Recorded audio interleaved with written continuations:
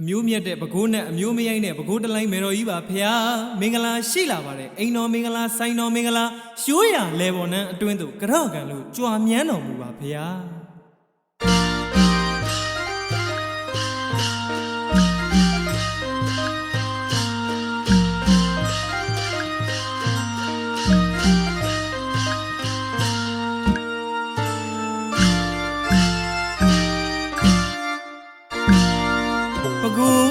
မေတော်ကြီးပါဖျားနဂရိုင်းမေတော်ကြီးပါဖျား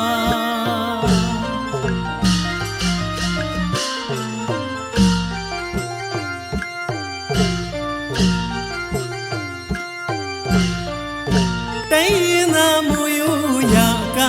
ကျနာတိကြကပြဝီရာစူတီကမဘီကလာကဟန်လီကညီညီညာစူတီကမဘီကလာကဟန်လီကညီညီညာမွန်ပြည်နေရမညမွန်တိုင်းမှာရှုသားလူဖြစ်ဘဝ